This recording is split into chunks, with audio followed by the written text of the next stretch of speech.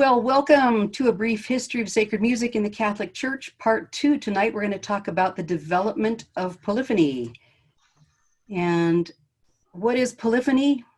Polyphony means many sounds, polyphony. Whereas last week we were talking about Gregorian chant, that was monophony. And later on we'll get to homophony, which is a bunch of music that all moves at the same time. But polyphony is music that has individual lines of music happening. They're independent. They could almost exist by themselves, but they're all interweaved and they all work together. So some of the earliest polyphony is what you just heard from Léonin in the school of Notre Dame.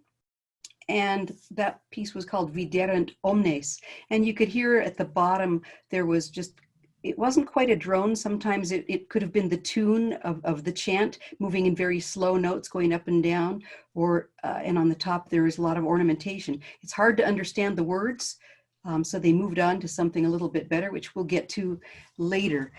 Going to move right along here. Why are we having this? Why are we doing this? Well, because sacred music, our history, our treasury of sacred music is our treasure. It's our heritage. It's our inheritance.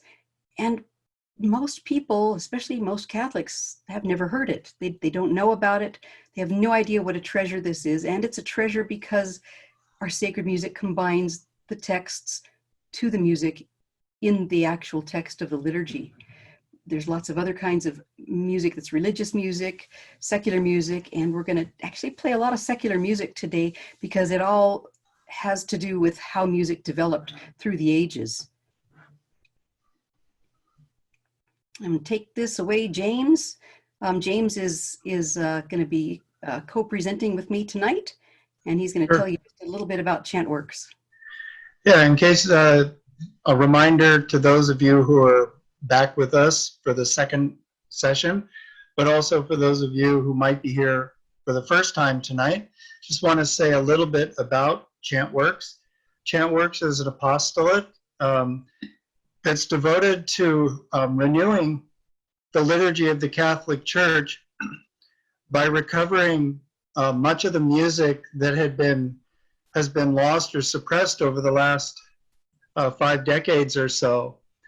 This music, which the Second Vatican Council described as a treasure of inestimable value, is not music is relegated simply to the past of interest to antiquarians, but is really music that can reinvigorate the life of the church today.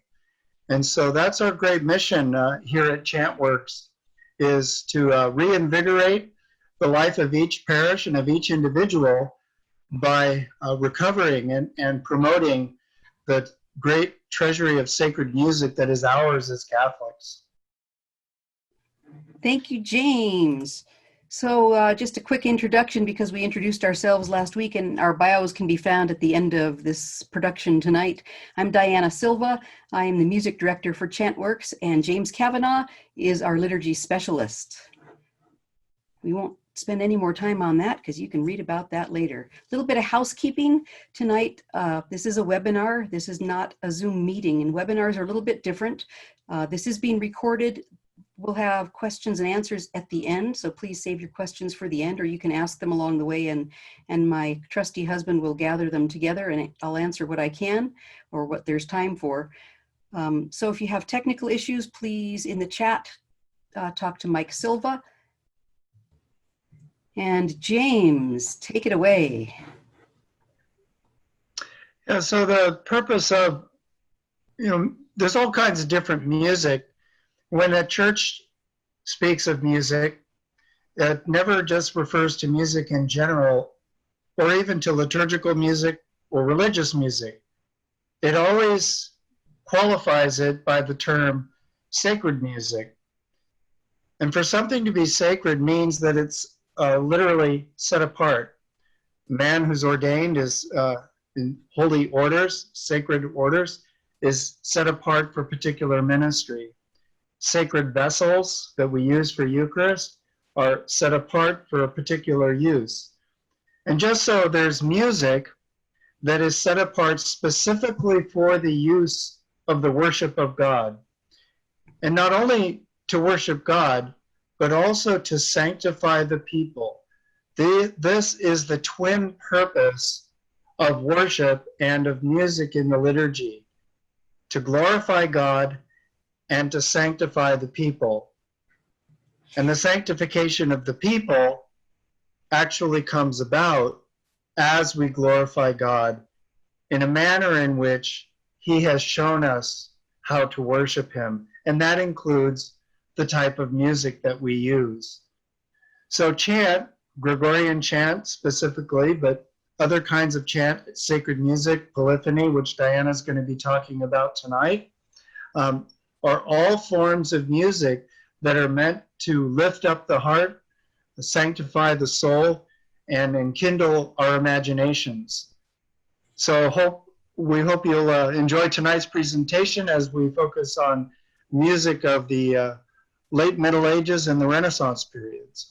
And James, the purpose is to glorify God and sanctify the people, but all throughout the history of church music, people have gone astray and they've made the music about themselves.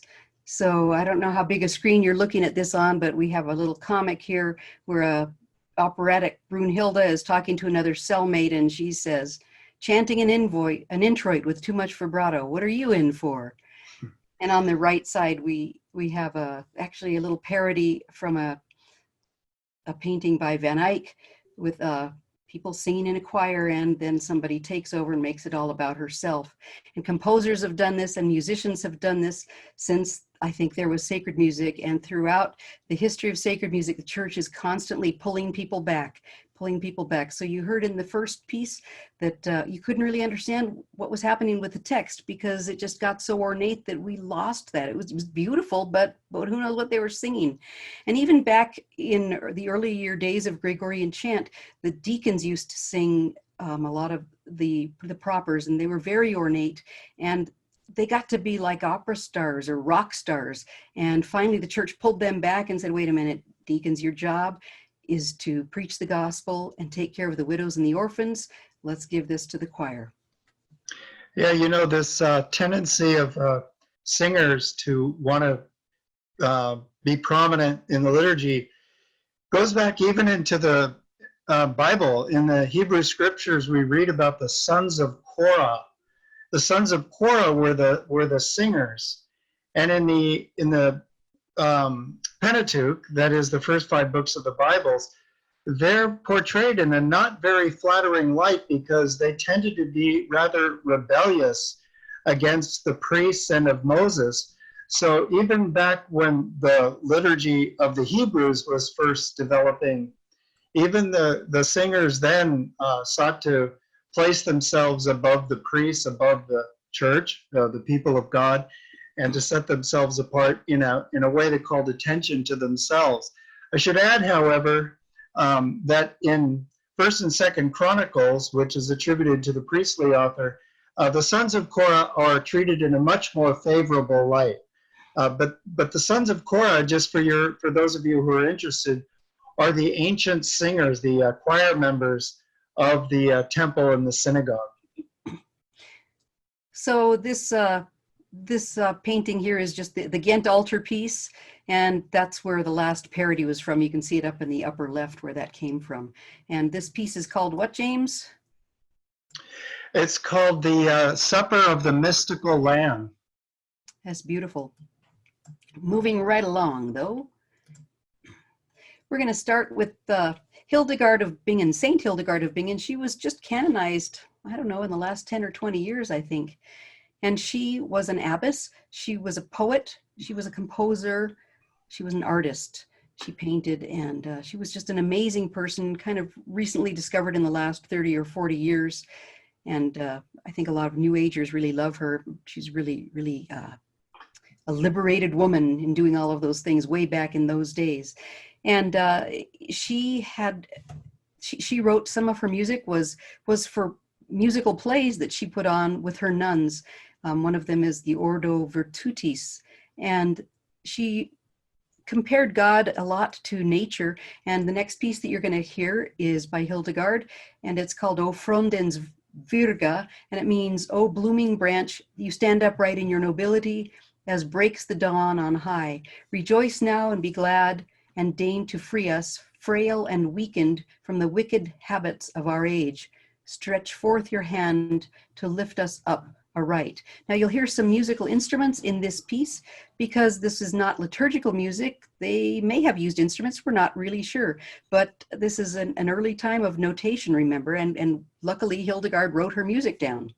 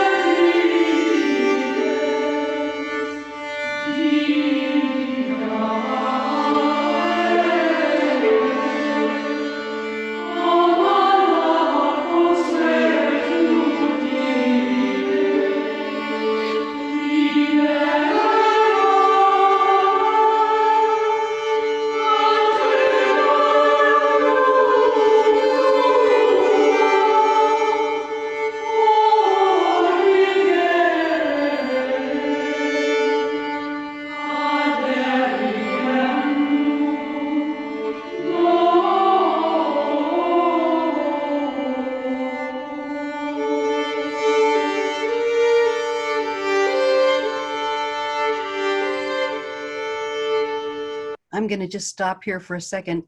It repeats. I'd like you to hear some more of this.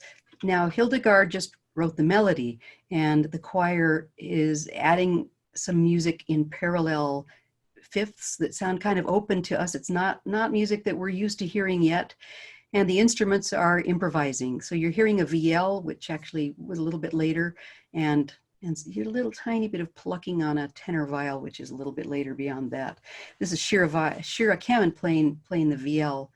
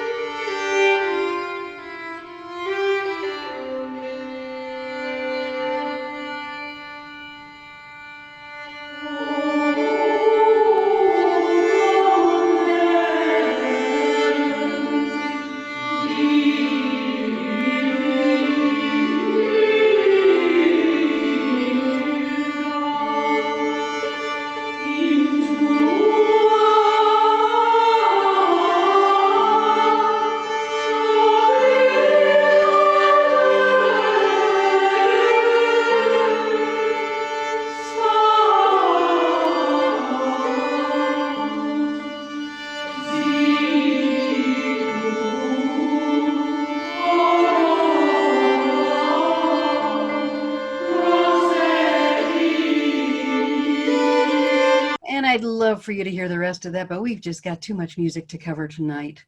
If you ask me, maybe I'll send you that MP3 because that was my choir singing. Let's go on. We're going to move right along here to Perotin Magnus, the Pertin the Great, also of the school of Notre Dame around the turn of the millennium, a little bit later than Leonin, and going to play his music. You're going to hear some rhythms now. Before it sounded kind of like chant, right? But now we're moving into prescribed rhythms because we have notation now, right? And here's the beginning of real polyphony. See if you can understand the words a little bit better than Leonin's music. This is Alleluia Nativitas.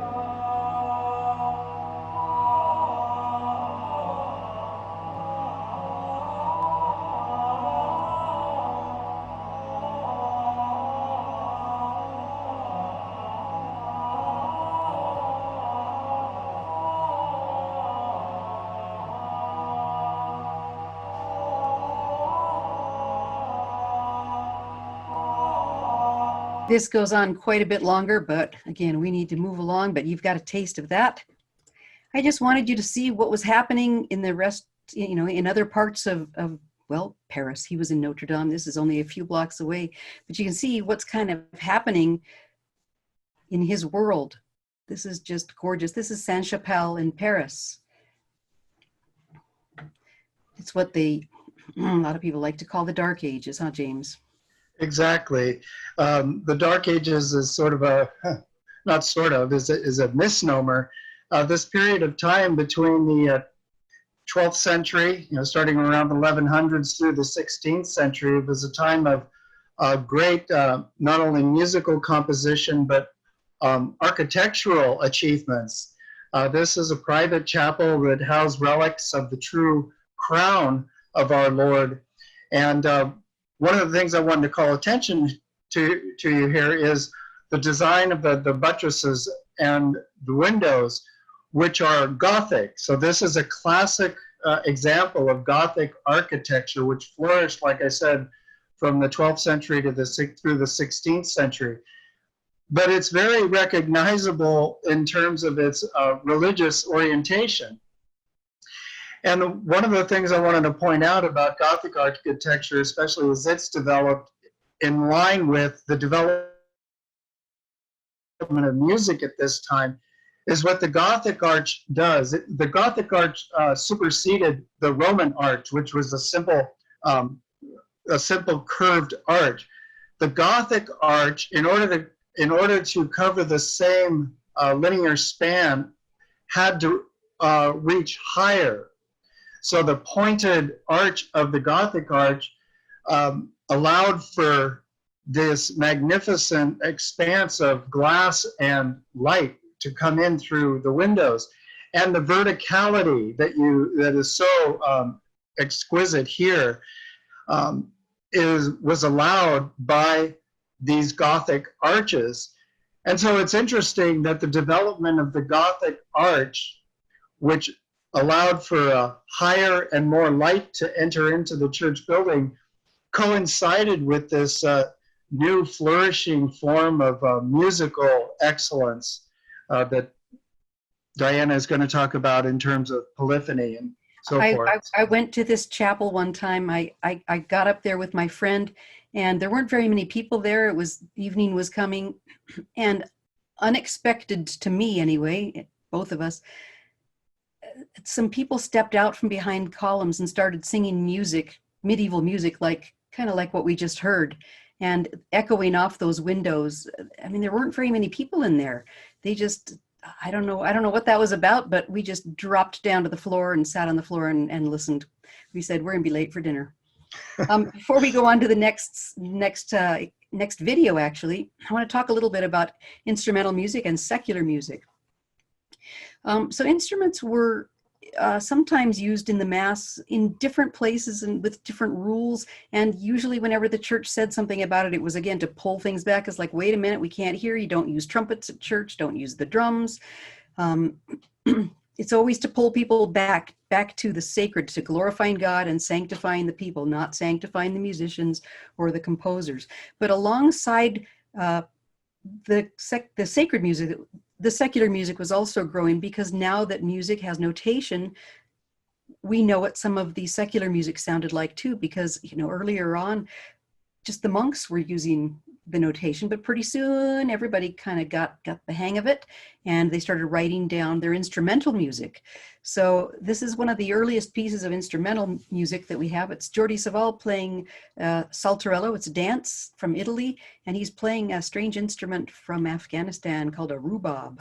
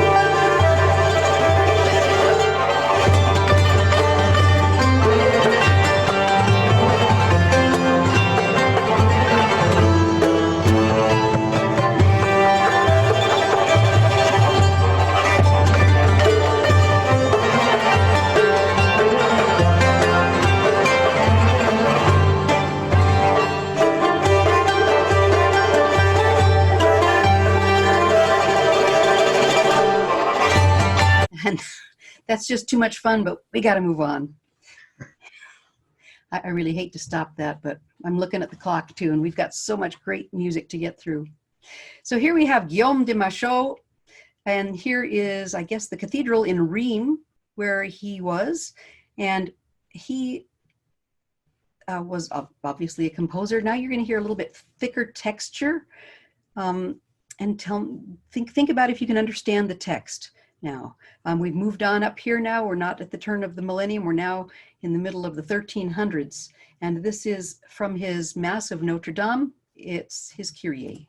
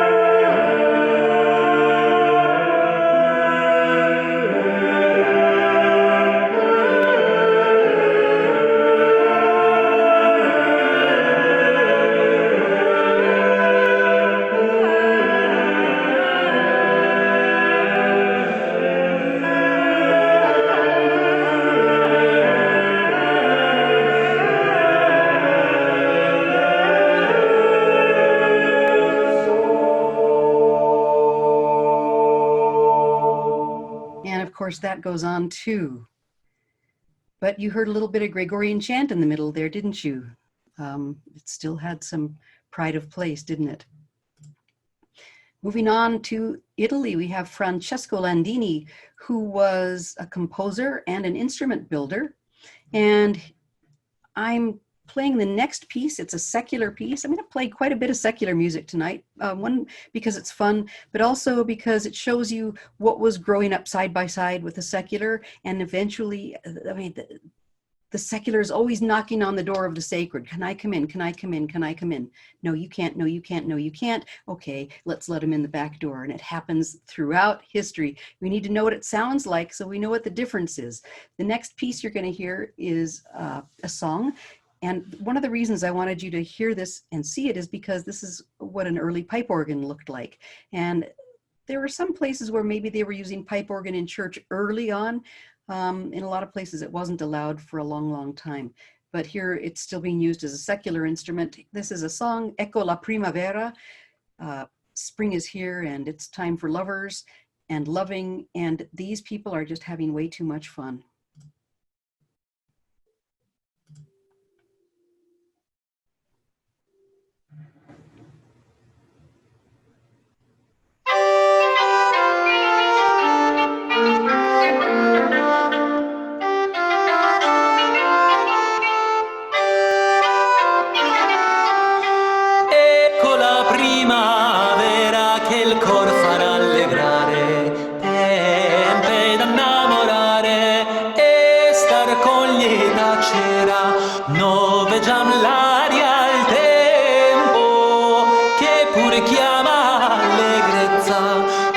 Questo vago tempo, ogni cosa vaghezza, l'erbe con gran freschezza e i fior coprono i prati e gli albori adornati sono in simil maniera. Ecco la primavera che il cor farà allegrare, tempe da innamorare e star con lieta cera.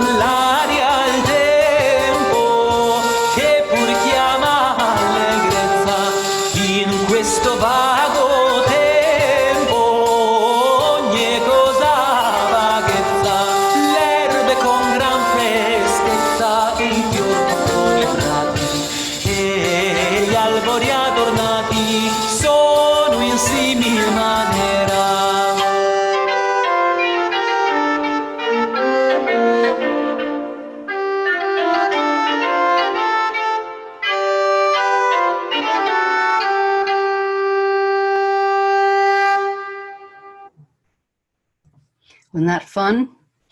Now we're going to move on to Spain. And I want to tell you about the Libra Vermell, which means the Red Book. It was only discovered, well, probably in the last century, which was, like the late 1900s, maybe early 2000s. This is a book that was left at the monastery of Santa Maria de Montserrat in Spain. It was a site of pilgrimage, and pilgrims came from all over to this because it was thought that the special statue of the Madonna that was carved by St. Luke. And they didn't have Motel 6 or the Holiday Inn or anything, so the pilgrims would stay in the chapel when they got there. And they'd bring their instruments, and things got a little bit raucous. And so the monks said, okay, I know you're sleeping here, and I know this isn't a mass, but could you at least do music that's about God, or about the Blessed Virgin? Just tone it down a little bit, folks. I mean, have your music. So here's some, it's like secular, it's outside of the church. It's fun music, not necessarily, well, not at all, for Mass. This is called Cunctissimis Canentes. And I'll let you take a look at the inside of that basilica while I play this. Whoops. First, the text is, let us all sing together, Hail Mary, and then it's an account of the Annunciation.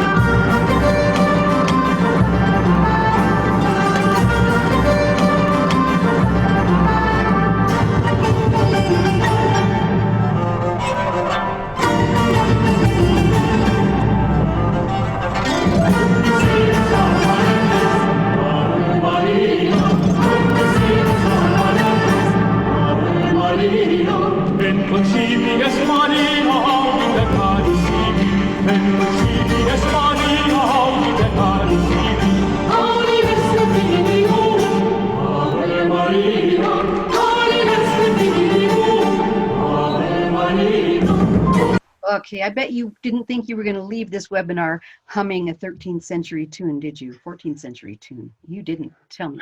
I know you didn't.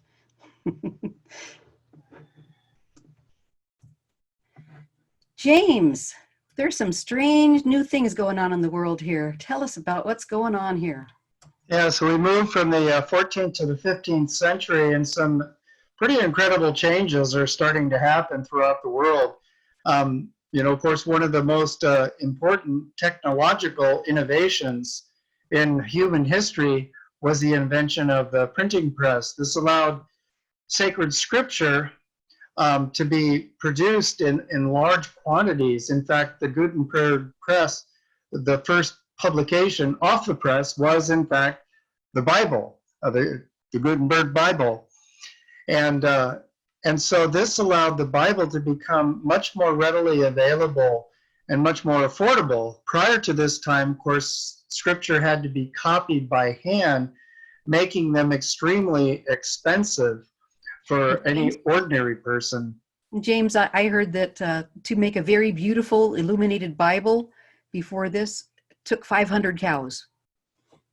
Yeah, so only the wealthiest of people could even own a Bible, and churches, and that's why churches often had to lock them to the ambo, not because they didn't want the people to read it, but because they didn't want anybody to steal it because it was so valuable, so expensive. But with the invention of the Gutenberg press, now the Word of God becomes much more readily available to ordinary Catholics throughout the world. And of course, this would precipitate some more dramatic changes down the road, as we'll talk about in a little while. But for our purposes, with respect to music, I just wanted to call to mind, one of the things we talked about last week in terms of singing the Mass. And that was this word cantillation. Cantillation means actually singing the sacred scriptures, which has its roots in ancient Judaism. And so the fact that the Bible becomes now much more readily available has its effect also on the musical world as well.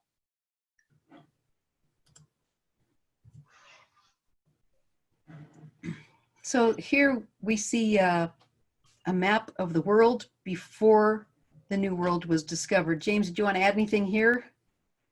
No, you can just see how crude and rough it is. Notice the date of 1490. It wouldn't be for another couple of years that Columbus discovers the New World. And along, with the invention of the printing press, and then shortly thereafter, the discovery of the New World, there were some huge and dramatic changes happening in Western Europe at this time, which affected the life of the church and consequently the music and the liturgy. And here we see the map 50 years later. What a difference, huh? And back in our secular world, we're singing songs about, I have seen a map of the world.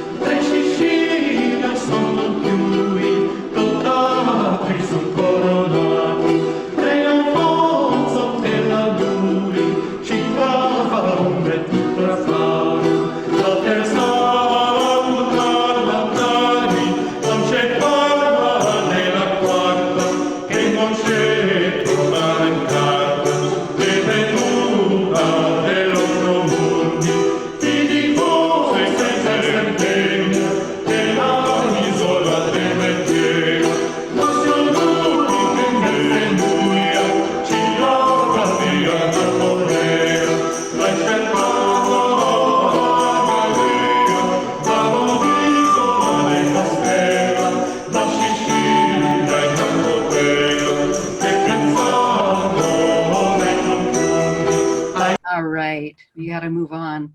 Too much good stuff today. Okay, now we're going to go back into our sacred music. This is Josquin de Prez, kind of in between all of this.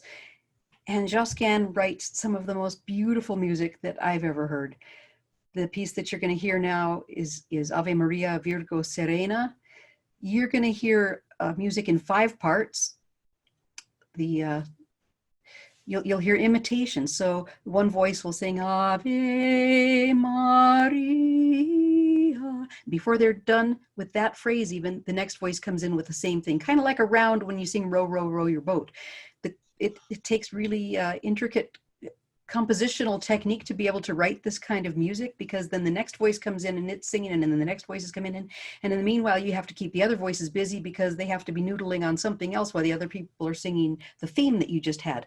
Well, that happens a lot here, and you can still understand all the words. You can hear what's happening in each voice very, very clearly. It's not at all muddy. We're starting to hear some intervals that's just sound more familiar to us. Things are not sounding quite so open and foreign. We're starting to hear the beginnings of chords that we like. And in this, I found the coolest video that's just going to show you what this looks like, because I know a lot of people that may be attending this webinar don't read music, or maybe don't read music well enough to follow a score of 5 parts and know what notes are happening in what parts at the same time. So you'll be able to see what's happening here in this really cool video. You're going to hear some polyphony, where you hear the imitative polyphony, where people are copying one another. And then you're going to hear little bits of homophony, where they're singing together at the same time. And so you'll hear a duet in the upper voices, and then you'll hear a trio in the lower voices. And it just pops around. It goes back into being imitative counterpoint. Later on, the imitation gets so tight that it's only 1 beat apart. It's just, this is an amazing piece. It's one of my favorite pieces.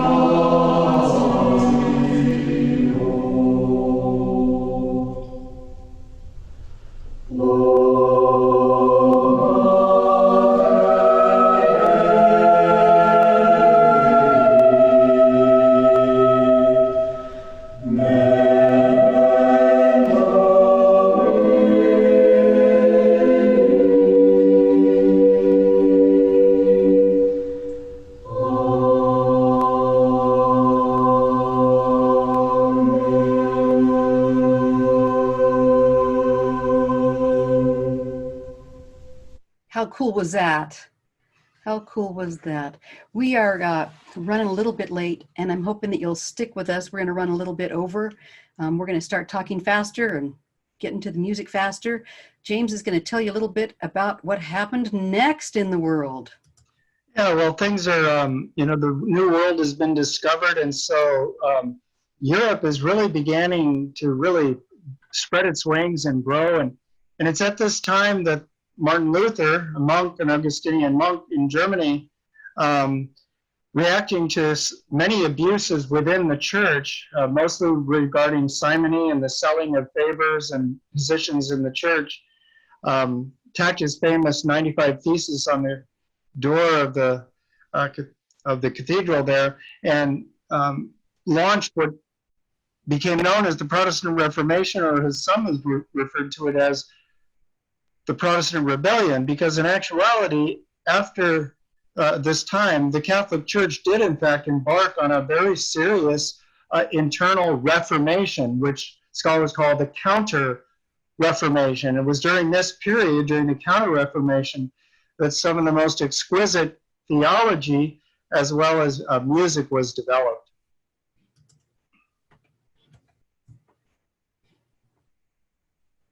Go ahead, James. Yeah, and at this time also, there was the Reformation in England, started by King Henry VIII. King Henry actually reacted against Martin Luther. In fact, he was accorded the title Defender of the Faith, which was a supreme honorific title bestowed upon a ruler by the Pope. And it was bestowed upon Henry VIII in the early 1500s because he had written a treatise against Luther defending the seven sacraments of the church. And so for that reason, Henry was given this title, Defender of the Faith. Now, this is important for us in terms of liturgy and music, because when the English church broke away from Rome, it broke away not for theological reasons or doctrinal reasons, but really for ecclesiastical reasons. The authority of the Pope was highly resented. Then there were, of course, other political issues involved at the time as well. But in terms of liturgy and music, Henry always considered himself a staunch Catholic. And even to this day, Anglicans around the world like to think of themselves as a branch of the Catholic Church, and because they preserved many of the beautiful liturgical and musical elements of the church of that time. Tell him we want Westminster Abbey back. Right. And then we move on to the Council of Trent. And go ahead, James. This is part of the Counter-Reformation. Yeah. Yeah, this is also, of course, a very interesting period of time. For Western Europe is going through some very serious growing pains, but it was during this period of time, as you can see, it was nearly 20 years that the council met. Not all it didn't meet all the time, but in periodic councils. And the significant thing about the Council of Trent is that there were relatively little liturgical reforms. However, one of the big developments from this council that does bear on the liturgy was the promulgation of the 1570 Missal, the Roman Missal. Up to that time, there were various liturgical books that were used, but there was no one single authorized book that was required to be used throughout the Catholic Church. Most of you are familiar now with the Roman Missal that the priests use. That Roman Missal is standard throughout the Catholic world, translated into various languages, of course, but still based on the Latin original, which is universal. That universality of the Missal, and therefore of the liturgy, was not standardized until this particular point in time. And so that was very significant in terms of the liturgical standardization and stability of the church going forward. And it was because of that liturgical stability brought about by this missal that some of the most exquisite and tremendous music of the Catholic Church develops. Thanks, James. And it took them a while. Obviously, they had a lot to talk about with all of what was going on with the Reformations all over Europe and in England. They had a lot to talk about, but they finally did get to talk about music a little bit, and they fixed some abuses. And some of the abuses that were going on at the time were, well, you have a mass that might be called, it's a cantus firmus mass, and a cantus firmus just means an existing tune. So you might take this existing tune, maybe a Kyrie from a mass that everybody knows, and you might put it in long notes, say in the bass line of the mass, and then it would happen in slow notes, like whole notes. Every measure it would move one note. So you didn't really recognize it as the tune unless you knew to listen for it. And then all of the other parts interwove above that. And that would be a cantus firmus mass. Well, they were starting to bring in secular tunes and using them as cantus firmus masses. And then pretty soon they had what they called parody masses, where they actually, the beginning of it sounded like the tune with the rhythm of the tune.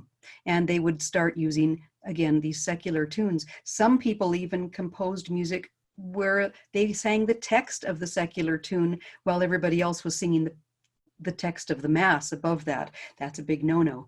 At the time, also, they wanted to simplify Gregorian chant. It was getting too ornate. They simplified it, and they kind of ruined it. It lost a lot of nuances, which have been rediscovered in the newer research of Gregorian chant. Moving along here, they proclaimed Giovanni Pierluigi da Palestrina the hero of, well, they didn't call him the hero, but I do, of the Council of Trent, because they said that his polyphony was so good that this is the model now. His polyphony is clear. You can understand the text. It doesn't sound like secular music. It sounds purely sacred. And here now we're getting richer textures. And this is just gorgeous. He wrote a piece called Sicut Cervus, which is Psalm 42, as the deer longs for flowing streams, so thirsts my soul for thee, O God.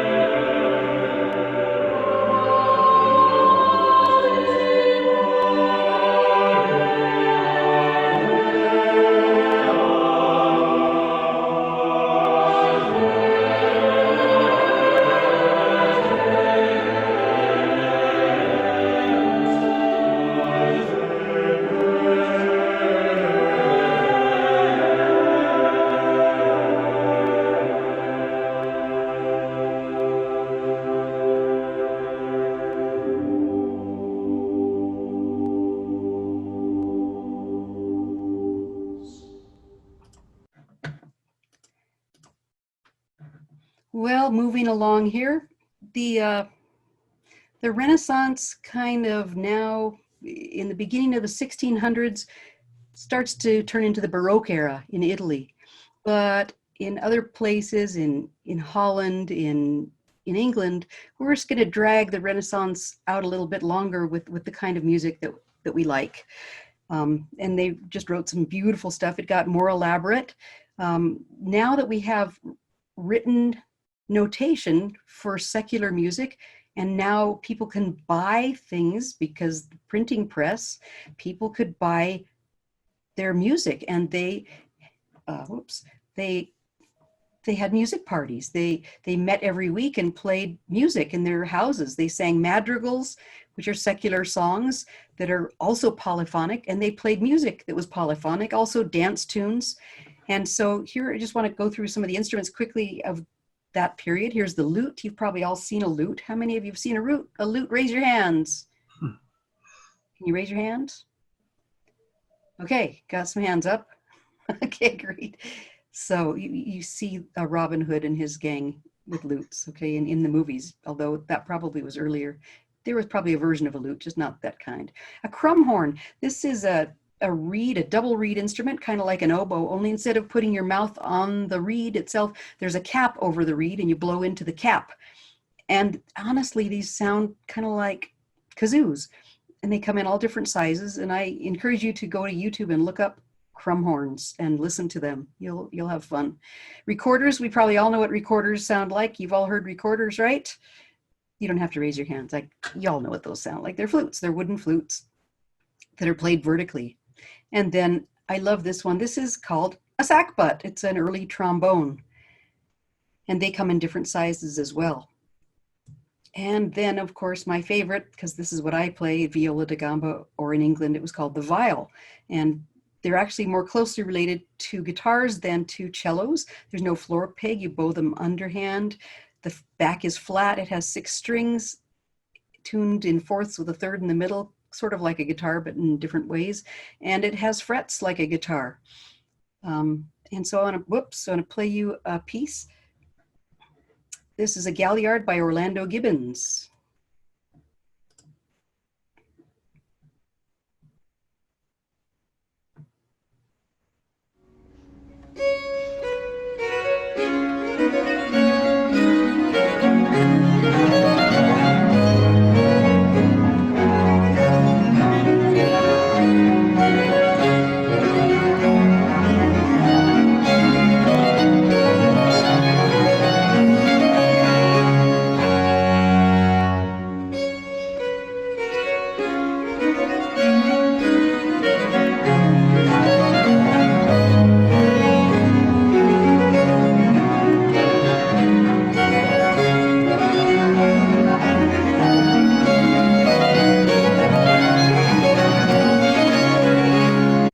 Whoops, I'm going to stop it there.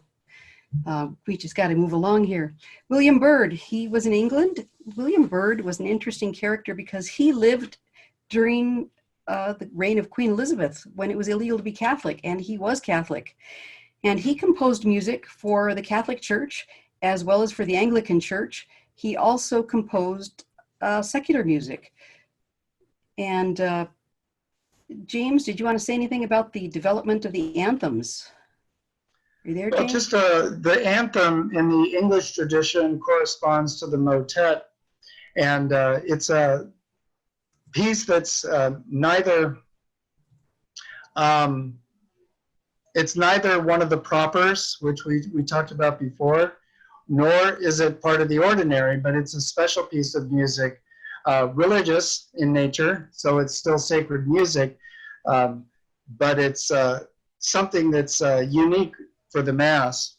And in the English tradition or the Anglican tradition, they refer to it as an anthem. And so anthems, even nowadays, is still very popular, like an offertory anthem, for example, to accompany the offertory procession.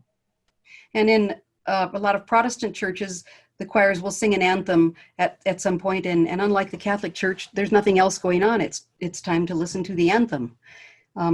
The difference between an anthem and a motet, well, a motet may be the text of a proper, it's a choral piece. It's not the liturgy itself, so it's not the ordinary or the dialogues or anything like that. It may be the text of the proper, or it may not. It's in Latin, so that's a motet as opposed to an anthem, which kind of sounds a lot like, only it's in English. But before that, I'm going to play you some of his secular music because we just got to hear some of this stuff. So here is a madrigal that he wrote called "The Sweet and Merry Month of May." This sweet, sweet, and merry, merry, merry, merry, merry, merry, merry, merry, sweet and merry, merry, merry, merry, merry, merry,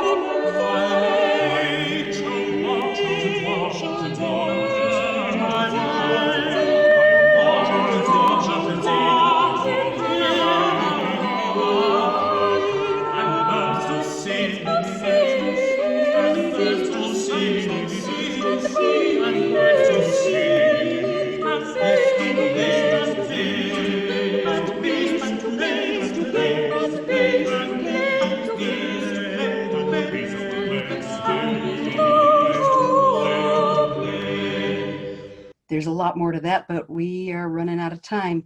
I just wanted to say that during the Renaissance, instruments and voice lines were kind of interchangeable. So especially if you were doing this at your house and not in church, you might have, a couple of sopranos singing, and then you might have, your husband and his buddies playing the viols or the recorders and switching it around. It didn't really matter who played what line, who sang what line. You could double, so each person would have an instrument playing their part with them, or you could interchange them, or you could play a vocal piece on instruments. It would be hard to sing an instrumental piece with a voice unless you just sang la la la, which I guess fa la la's, that's where they came from, huh? Anyway, here's another piece by William Byrd, and this is one of his anthems, "Sing Joyfully Unto God." Sing joyfully unto God.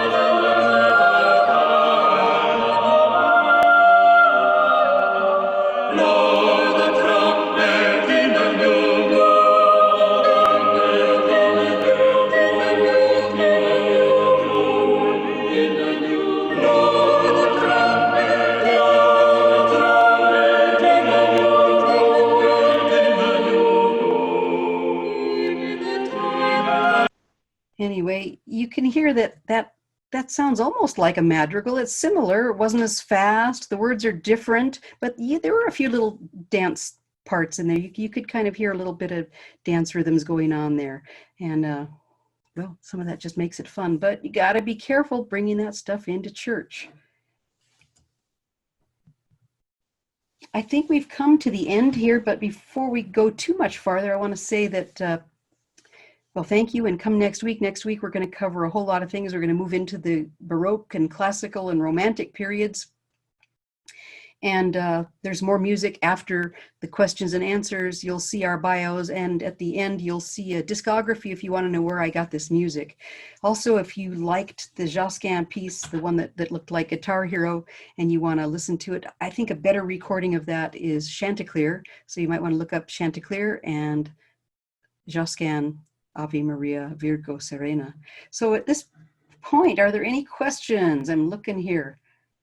Mike, did you want to send me anything, or I'm just looking at the Q&A here.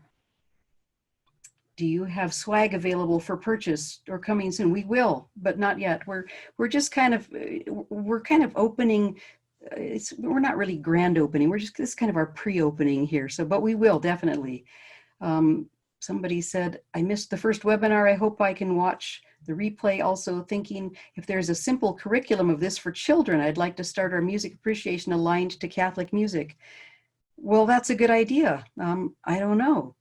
We don't have one, but something to think about. That's a good idea. And then somebody says, notice the tonality of the secular piece doesn't seem to be in the standard Western key structure. Was that developed by the 1300s and confined to first to sacred music? Well, we're going from Gregorian modes into kind of major and minor. It's developing, and as it's developing, they don't have those words yet, but they come along, and some point somebody looks at the music that's already been and says, this is what major music sounds like, this is what minor music sounds like, these are what minor scales look like. So they're descriptive, they're not prescriptive. But you're right, some of the early music sounds kind of Eastern to us at some of the intervals, and those are because of the modes, the different kinds of scales that they're using. Yes. And that did develop into something that sounds more like what we understand as major and minor. And then someone asked, is it true that the Pope changed his mind about polyphony when he first heard Palestrina, or is that folklore? Well, there's something to that, I suppose. At the Council of Trent, one of the things they were concerned with, and it's interesting, if you'll recall, when the Gutenberg press was invented and the Bible became much more readily available to the population, you had the Protestant Reformation taking off, in which, you know, the ordinary Catholics were reading the Bible and interpreting it for themselves. And so one of the things that the Council of Trent was very, very concerned about was that the word, both the words of Scripture and the words of the liturgy, were clearly intelligible, clearly understood. And so there was concern about polyphony. As Diana alluded to there, some of the earlier versions that led up to polyphony were sometimes difficult to understand the text. And that's what made Palestrina such a brilliant composer, is because he was able to compose these multiple lines of music and text, but yet in a way that they could clearly be, the words could be clearly heard and understood. And so for that reason, his music was not only accepted, but actually lifted up and praised. In fact, he wrote an entire mass devoted to one of the popes. Thank you. Someone asks, did patriotic anthems stem from these nascent, how do you pronounce that word? Nascent anthems then, or was the term used first for patriotic ones?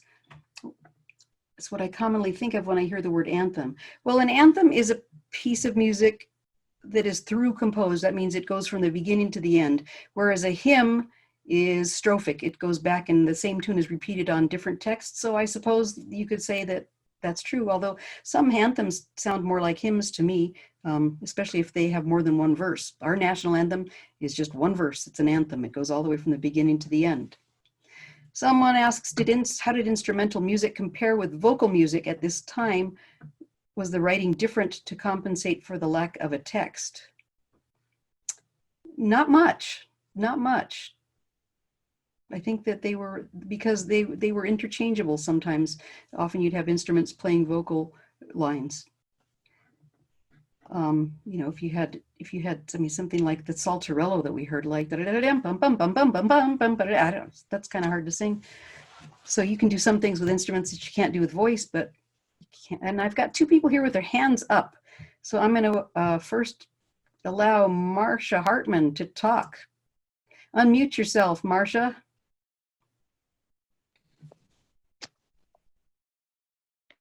Oh, sorry. I didn't mean to put my hand up. Okay. And then we have Linda. You're allowed to talk. Unmute yourself. Nope. Just brilliant. Kudos. Great presentation. I'm excited. I can't wait till the next one. Okay, ladies and gentlemen, that's the boss. Thank you. We're going to move on here. Next week, same time, Same place, part 3, the Reformation. I know the Reformation happened in the Renaissance, but we're going to talk about it more because we're going to see the music that comes out of that. We've got like Bach. Hello, Bach. Okay, same time, Reformation hymns, the virtuoso, the symphony and the opera, and the constant battle between the secular and the sacred trying to get in. And here's their question here that I'm going to leave you with, and you're going to have to come back to find out the answer. Who is this American resident and son of a more famous composer? I'll play you his music as I scroll through the last couple of slides that will show our contact information, our bios, which, wow, we got bios now, and our discography at the end. So thanks so much for coming. I really appreciate your interest in this. We have to save this treasure. It's ours. And if we don't, it'll be gone. So thanks again for coming. And here we go. This is a piece he wrote. Magnificat, magnificat, magnificat, magnificat, anima mea Dominum, anima mea Dominum, et exultavit spiritus meus in Deo salutari meo, et exultavit spiritus meus in Deo salutari meo, quia respexit omnibitatem Cini Jesu, quia respexit omnibitatem Cini Jesu. Et ex hoc capiam, et campes generationes, quia fecit bene magna, quia fecit bene magna, qui potens est ex sanctum nomen Deus, qui potens est ex sanctum nomen Deus, et misericordia, Deus aprogenite, Deus aprogenite, in progenies dimentimus fecit potentis, potentis,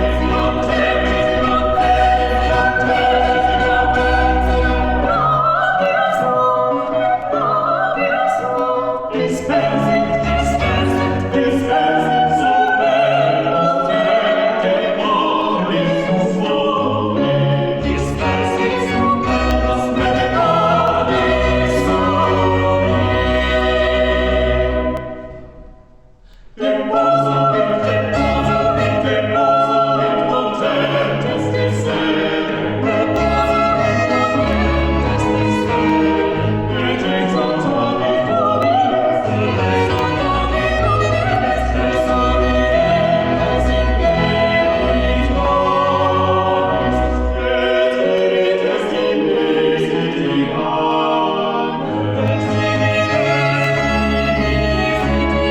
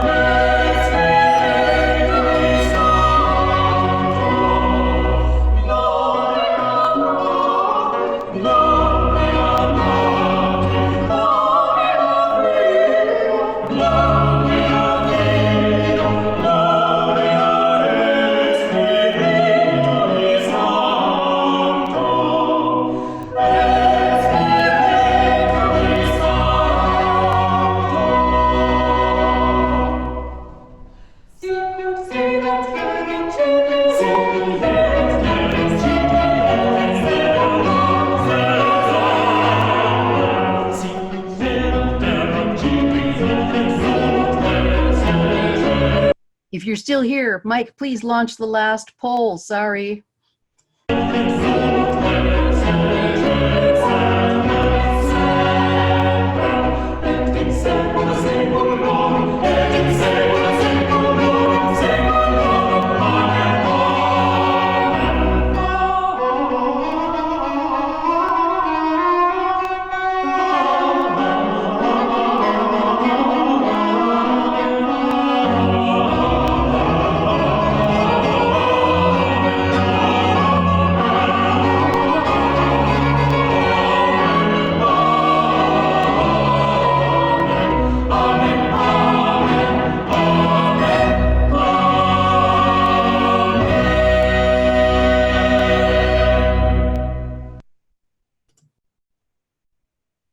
Linda, did you want to say something? Congratulations, team. Great production. Look forward to next week. Thanks, everybody. Thanks, everybody.